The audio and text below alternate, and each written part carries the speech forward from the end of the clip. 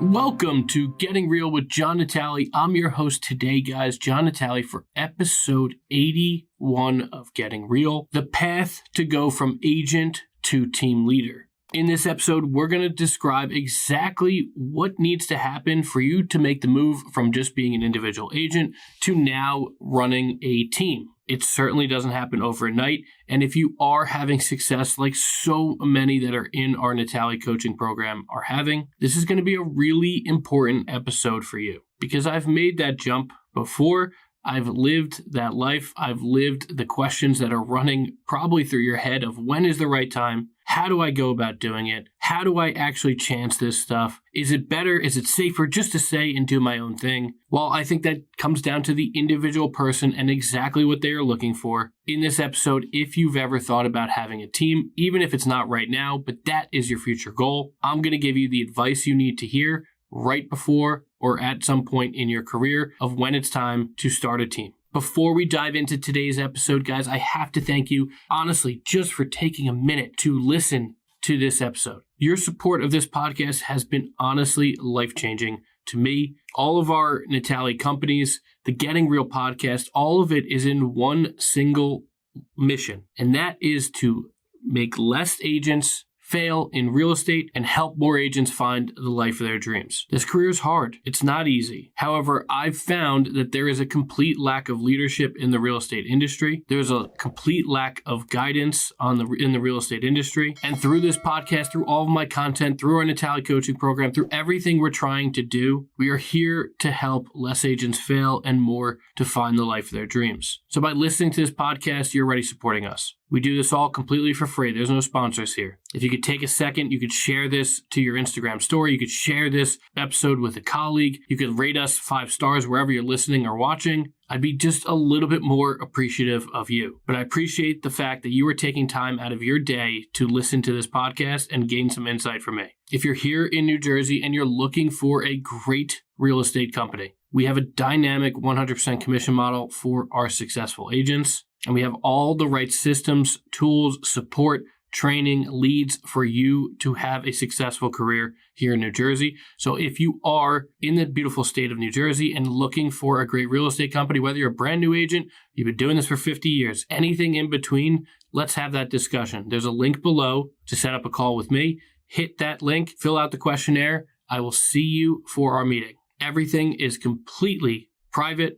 And there's definitely no obligation just to have a conversation. If you're in one of the other 49 states across America or international at this point, and you are looking to grow your business with social media, you're looking to grow your personal brand, you're looking to grow your business in your community, you're looking to have a positive effect for yourself, your family, the community you live in, you want to have some fun doing it, you want to grow, Natale Coaching is the program for you. We've changed countless lives over the last year of doing this, and that goes honestly just from looking at the advice we've given and the results that have happened. Some of the biggest brands you see on social media are part of our coaching program. We've accumulated almost 1 million followers across our program. And like I said, some of the biggest names you see out there, I've personally worked with and are part of our program now. All you have to do is go to natalecoaching.com.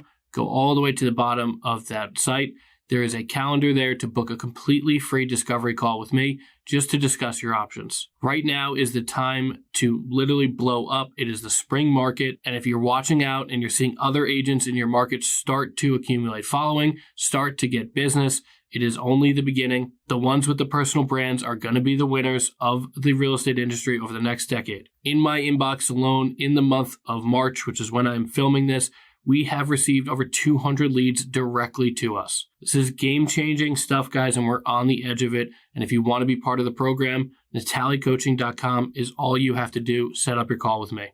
Now let's dive into going from a real estate agent to running a real estate team. And let's start with when is the time to start thinking about it. This is one of the most common questions I get, especially from the agents that come into our program as individual agents, absolutely crush it, and then realize, oh my goodness, there's either too many leads, too much business, not enough time to do it all yourself. So when I got into the real estate industry in 2008, for the first few years there, everything I always heard was you max out as a real estate agent at about 36 transactions. Now, I think with technology, with AI, I think that's increased a little bit. However, the individual agent that's doing everything themselves, I'm talking about the transactions, I'm talking about the paperwork, I'm talking about the marketing, I'm talking about the accounting, I'm talking about everything. If you are doing everything yourself without any sort of leverage, I firmly believe the individual agent maxes out at about 48 transactions. And that's if you have deeply ingrained AI and deeply ingrained technology built into your business, where if you are doing everything, you are probably running ragged, but you could probably accomplish about 48 transactions yourself. And for some, they're perfectly fine doing that. And that's okay. This is not to say you need to have a team. This is for the agent that is looking out and saying, wow, I'm crushing it. I want to get to the next level and I don't know exactly how. That is what this episode is for. And if you're at that cusp, 36, 48 transactions, and you're doing everything yourself, there's a very good chance that if you want to get to the next level of both your life and your business, growing a team is typically how you do it. You cannot sell 100 houses in a year. There's so many agents I coach, I meet with, I talk to, I see on social media, I've met before in my career that will always say, yeah, it's great. I have 10 buyers I'm working with. 10 buyers that all want to go see similar houses or different houses across the county in one weekend sounds like a miserable proposition because you will be working from 8 a.m. to 8 p.m. on Saturday and Sunday. And while depending on your age, that might be perfectly fine for you. But if you have a family or you have other things that you want to be doing and you're running yourself ragged every evening, every day during the week, plus the weekends, and you're working 7 days a week, you can only do that for so long without burning out or something else breaking in your life. So the reality is that about 4 transactions a month is where I see people kind of cap out on what they can physically handle by themselves. After that, you need leverage. Now, a lot of people jump to, I need to have a team. I need to have that other team in the office. I need to have 10, 15, 20 agents. No, you need to start very small. And what I typically tell people is when you get to that point of 36 to 48 transactions, that's where a great leverage piece comes in. That's where you definitely, even I think before it, but probably need at least a transaction coordinator. You need the TC. You probably need at least a virtual assistant, if not a personal assistant, depending on your price point and your area and the things you're doing to get business. Those leverage pieces are the start and the beginning of building a team. And that's what a lot of people don't understand. They think, I need to one, have all these people, and then 2, I need to have all of these agents. When I started my team, because again, this was a mistake I made for a long time. Very early in my career, I tried starting a team. So with 2 of my best friends, and it went awful. And for a long time after that, I said, you know what? I'm just going to be an individual agent. I do my own thing. I make my own money. I make good living. I'm perfectly comfortable. I'm fine. And then at the end of the 2010s, what ended up happening is I got to a point where I was doing so well with listings. I would work with some buyers, but there was a huge part of business that I was mostly ignoring, to be perfectly honest. It was a mistake I made, but it's because I didn't have time for it. If you're selling 5 to 15 listings a month, you're not worried about the loose lead that came in that potentially is looking to buy a house. But here's where I had a light bulb moment. In 2019, one of my past clients had gotten her real estate license. She had asked for some help. She came to the company in which I was at, and I said to her, listen, I do my own thing. I do not have a team. I will absolutely help you. You bought a beautiful house with me. I will do everything to help you. You're a great person. However, I'm not growing a team. What ended up happening is life changed. I unfortunately, and I was doing very, very well at the time, I unfortunately had some negative life circumstances happen. My wife and I had a miscarriage at the time. And right in the middle of the year, or in the middle of the summer, which is a busy time here in New Jersey and the Jersey Shore especially, I didn't want to work. I didn't want to deal with an inspection issue. I didn't want to deal with the buyer that needs to go see a house. I didn't want to deal with the listing client that, had a question. Again, at that point, I'd already been in business about 11, 12 years. So it's not like I was just fresh and super hungry. I was successful. I was selling a lot of real estate. And I said to myself, I don't want to be working right now. I want to be with my wife. I want to take care of her, and I don't want to work. So that agent who had come in, one of my past clients, she'd come in. I was showing her what's going on. I was helping her. And I said, you know what? I need you right now to take on a brunt of this. I have some things going on. I will explain it, but I need you kind of just to get ingrained really fast. And I just kind of forced it upon my clients and said, hey, I have some stuff going on. You're going to need to talk to Sophia, blah, blah, blah. And then, it ended up being such an eye-opening experience that changed everything for me. And because I'd always been, I'm going to be the Lone Ranger. I'm going to just do my own thing. My clients want me. My clients need me. I'm the experience, all this mostly egotistical talk. And then what happened is I came out of that phase 3-4 weeks later, and I was talking to my clients like, okay, here's what's going on. And they said, John, like, no offense, we love Sophia. She is so much more fun than you. And it literally changed that week when I had those conversations with those now past clients, it changed everything for me. And so a lot of people think we need to have like all this structure, all this stuff in place. You need to trial and error your way to a successful team. I'm going to give you a lot of the errors that I made. And one of the big ones was thinking I can't have a successful team because I tried once before and it didn't work out. That's one of the first ones. And then I learned through that experience that having someone else that complements your personality, that does things a little bit differently, or is hungry towards the things that you're not as hungry for, lets you earn income, lets them provide for their family, and provides a better experience for clients. It is very rare in the real estate industry. We always talk about trying to find a win-win scenario, especially when we negotiate. It is a very rare scenario where you can have a win for you, a win for somebody else making their career, and then a win for the client. In all three, there's very rarely a time, and that's when I realized that that's exactly what that was. So I ran with it, and I started small. The agent I brought on, she helped me with showings. She helped me with different things. If I had 2 inspections in one day, if I had to go run somewhere, if I had to go open up a lockbox or a CO inspection, all those types of things she helped with. And we grew. It wasn't long before there was other agents asking to join. And again, at that point, I was like, listen, she's here.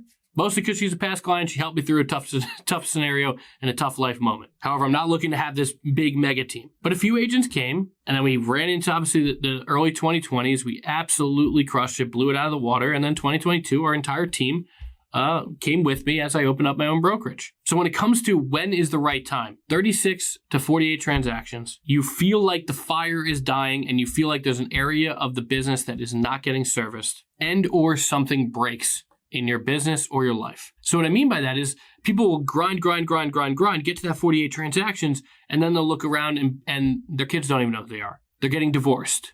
They're having a breakup. A parent gets sick. Not because they're working, it's just a life moment that could change things for them. But there's things in your life that will start breaking or things in your business. A client will fire you because you totally forgot to call so-and-so, and then they just got really pissed off at you, and because you're overworked and you're overextended, they fired you. So you lost a great piece of business. Things will start breaking. That's when it's time for leverage, and that's when it's time to start growing a team. What I typically tell people to start with, and I have a great episode about it, it's early in the podcast called Your First Hire. That's where I talk about the first hire you should make. But the when is in that exact scenario. 36 to 48 transactions. Again, if you have a mega price point, it's probably a lot less than that. And it's very rare you can find a win-win-win scenario. But growing a team is very much that possibility because you have success. And if you're selling 36 to 48 transactions in this market, people are going to want to be around your world. So where do you start identifying talent? Absolutely 100% could you go onto job sites, start putting job postings for growing your team? You absolutely can. I think one of the best places is just in the industry itself right now. There's a lot of agents who have a lot of skills, but maybe they don't have the top of market lead funnel that you have. Maybe they don't have the social media brand that you have,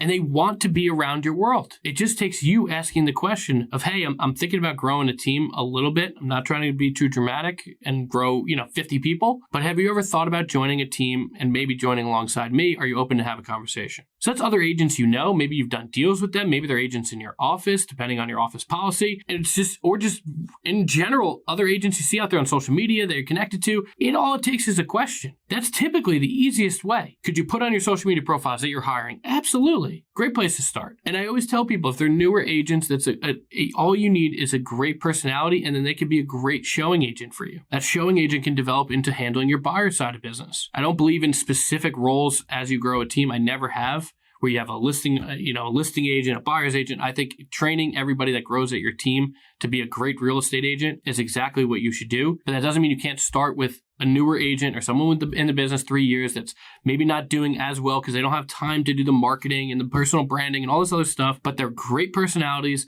They'll provide a great experience. They know the market. They've lived there for a while. That is a great person that could be a showing agent for you. And you have several options on how to compensate them. You could pay them per door. Maybe that works for them. You could pay them per week. You could pay them per closing. You can give them a per closing bonus. There's several different ways. I talk about it in that episode called Your First Hire. Again, it's a while back. The point of this episode is how to actually start doing this. So again, probably from someone in the industry, they're going to want to be in your world. One of the biggest things from people I coach, and it was probably a limiting belief of mine for a while too. For me, it was a lot of my clients will always want me. I know I do the certain things my way. It's a little bit OCD, but I know that it will get done right, and I don't know if I could trust anyone. And for a lot of people, it's, well, I've only been selling real estate for 4 years, or I've only been selling real estate for 2 years. But shit, if you're making money in this market and you got in as a brand new agent, if I'm a brand new agent, I want to be in your damn world. I want to figure out what you're doing. There is so much value. If you are having success, this is the worst real estate market since 2008. Doesn't mean the market's crashing, doesn't mean prices are crashing. It just means it is the hardest time to be a real estate agent since 2008.